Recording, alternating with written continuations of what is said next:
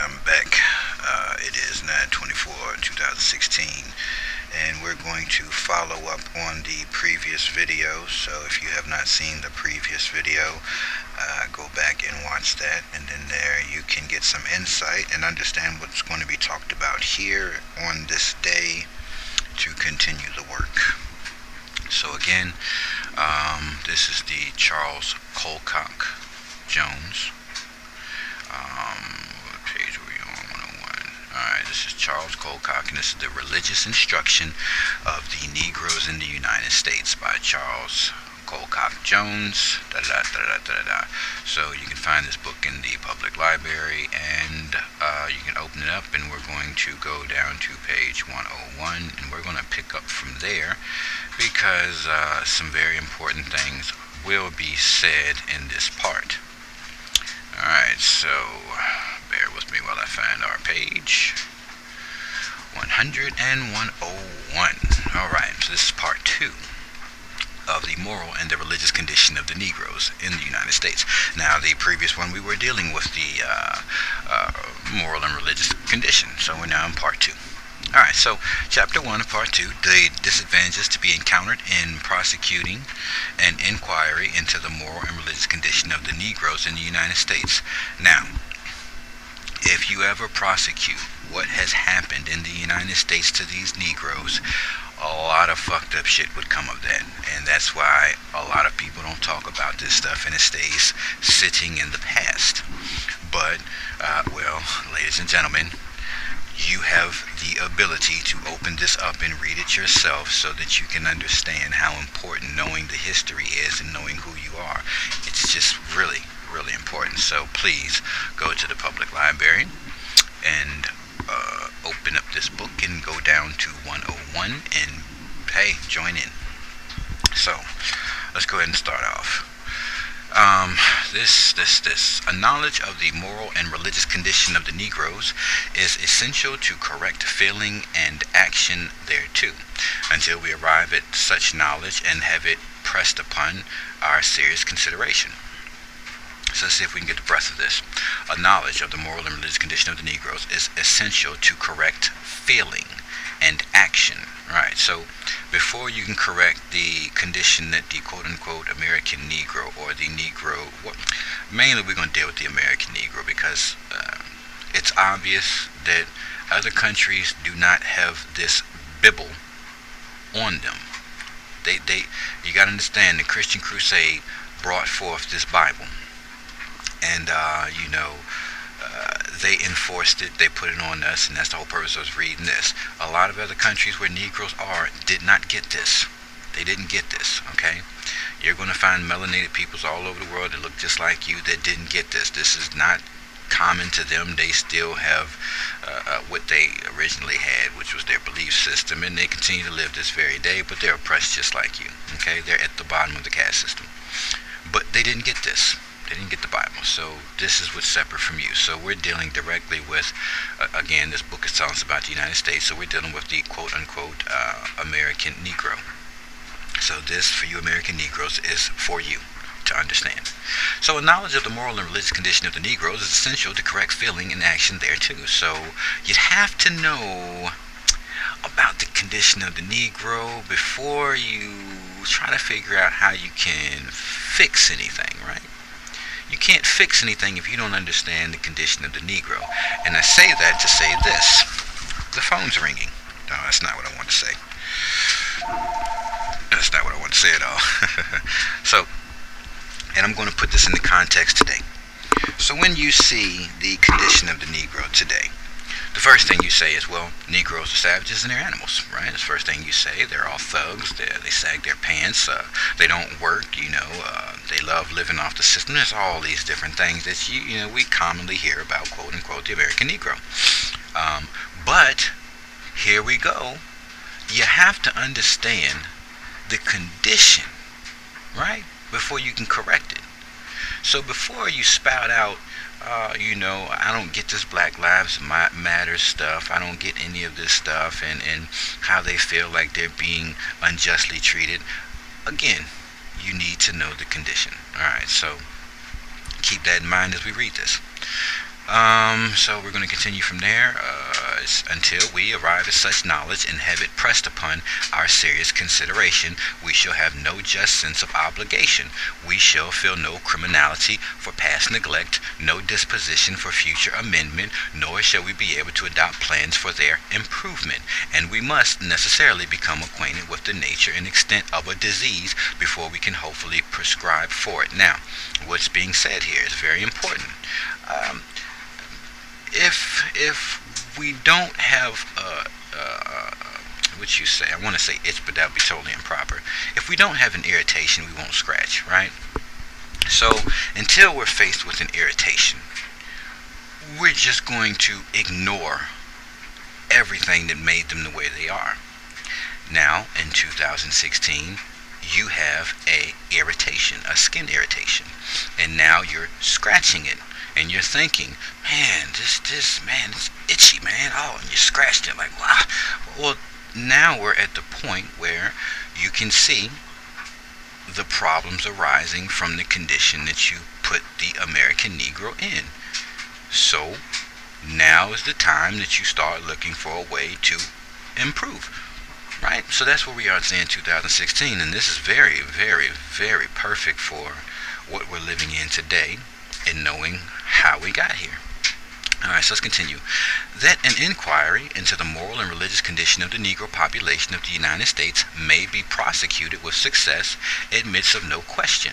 And yet, listen, there's no question, right, that you could prosecute the people that did this to the Negro. There's no question about it, because they weren't like this. They weren't in this condition. In the previous part 1, we learned about the American Negro being being superstitious, which just took us back to supernatural, which took us to the most high natural power, right? That's what they believed in, okay? So then the Bible comes over with the Crusaders, and then you begin to destroy them with all the heinous acts that happen, and now they're broken. They're utterly destroyed. Well, they're beyond broken. They're utterly destroyed, right? You utterly destroyed them for many, many years. And now, from the destruction, you're wondering, well, why are the American Negroes so backwards and fucked up? Well, we're at the precipice now. We're there.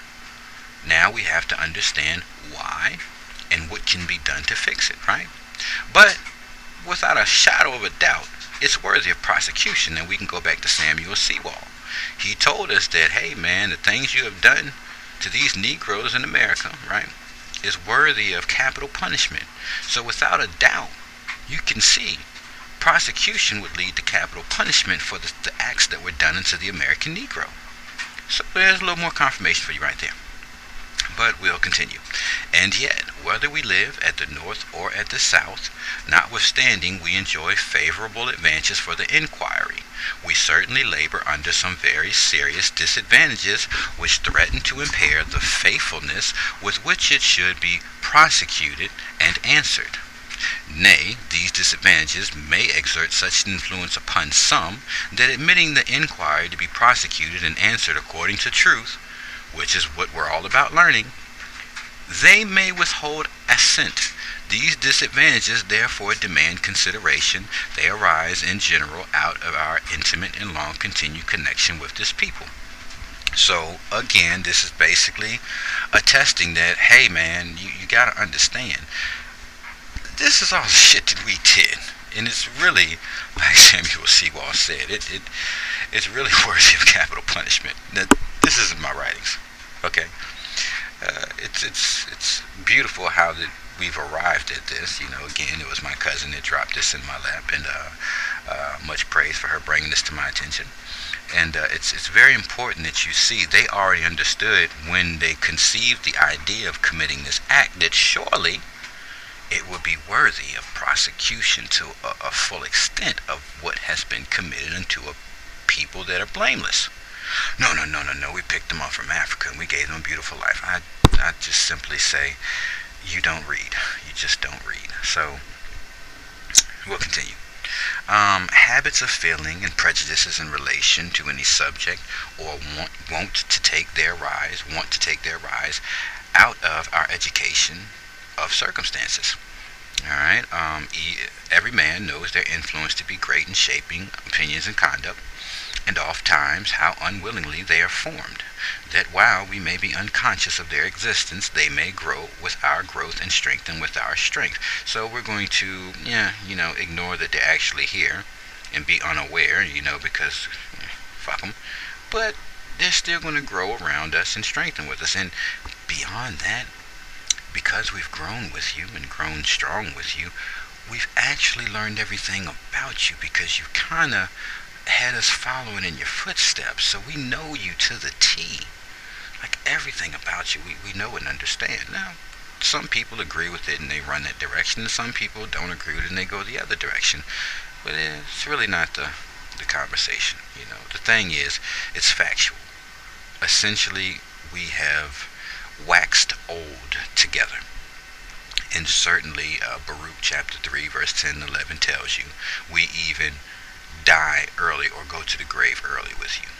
That's just what happens to us because we've been up under you so long that we've essentially become a lot like you. And breaking apart is the best thing that we can technically do. And I only mean breaking away from the way.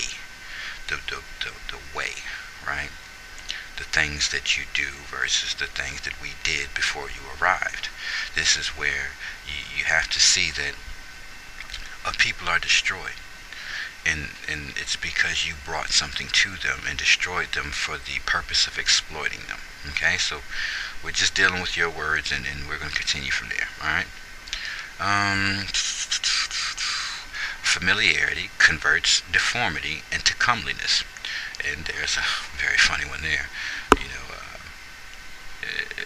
Eventually, we'll be able to convert them from, the free, superstitious, happy-go-lucky people that they obviously were before we came into and started fucking with them, right, and took over, occupied, as we, as it's done this very day, occupying this land.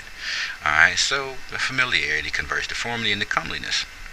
Hence, we are not always the best judges of our condition. Well, you really couldn't be the best judge of your own condition because you're actually the occupier who is the judge, which does the actions, which means that you're the judge. Whatever you do is going to go in your favor. Shit. You're the judge. The occupier's the judge. Do whatever the fuck you want. This is how it goes. Another may remark inconveniences and indeed real evils in it, of which we may be said to have been all our lives scarcely conscious. Now, here clearly, you can see that if you're the judge, because you're the occupier that conquers the land, you're the judge, you'll never be consciously aware of your heinous crimes and the things you do. Because if you're the judge, you'll just write a law saying that, yeah, it's okay for me to do this.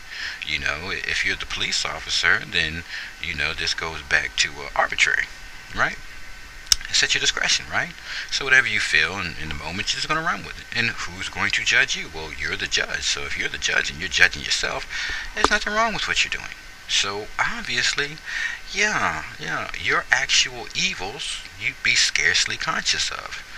You wouldn't even be aware that you're actually being evil. And that's the point we are in 2016. You're not even aware that you are what is evil. You just can't see it. You're the judge. So let's continue. So also evils, which upon first acquaintance revolted our whole nature. It revolted, right? To do again. Vault. Move, action, vaulted. So to enact our whole nature. Let's double check that. Let me not just assume that because that's what it clearly looks like. Let me just pull that word up so that we're all understanding that. Because I could be wrong.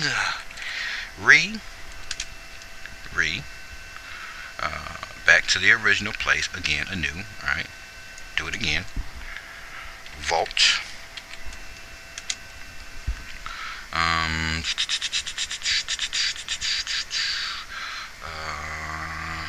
Instrument, blah blah blah. Make a vault, vault phase, volta, nope. Voltaic, nope. None of that helps. Unit of electromotive force. back formation from voltaic. It's back formation, so voltaic, designating electricity produced by chemical action formed in recognition of Italian physicists who perfected a chemical process used in electrical batteries. Let's see if we can understand this. To re-electrify. I think that's re-electrify. Where are we at? Let's go back. We were here. Alright, I'm sorry, people. We're here. So also evils, which upon first acquaintance re-electrifies our whole nature and appeared intolerable. So also evils, which upon first acquaintance re-electrified our whole nature and appeared intolerable. Custom almost makes us forget even to see. So let's take this again. Hold on. Hence, we are not always the best judges of our condition. Another may remark inconveniences and indeed real evils in it, of which we may be said to have been all our lives scarcely conscious.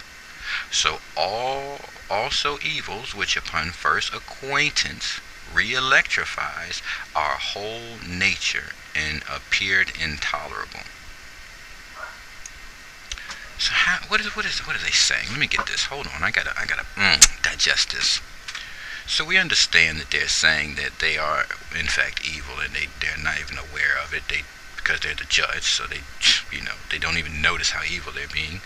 But so also evils, which upon first acquaintance, right? So their first acquaintance of becoming evil, right? They make their first acquaintance with becoming evil. That's what this sounds like. Re-electrifies it, right? A whole nature and appeared intolerable. So whatever. Okay, so it sounds to me like when they come into dealing with you, it just rekindles a flame of evil in them. That's what it sounds like. It sounds like exactly what's happening is upon being acquainted to these people, it just rekindled that fire of evil within ourselves. Whole nature and appeared intolerable. This superstitious people, I just can't tolerate this. I can't tolerate that, right? And it just rekindles that fire in them, and again, the evil comes out. Custom. Oh, let me highlight. I'm sorry, people. I'm going to break this up in segments, so we'll be okay. Custom almost makes us forget even to see. Men passing out of one state of society to another encounter 1,000 things to which they feel that they can never be reconciled. Well, of course, you'd feel that way. Yet shortly after their sensibilities become dulled, a change passes over them. They scarcely know how they have accommodated themselves to their new circumstances and relations. They are Romans in Rome. Alright, so that appears to be that,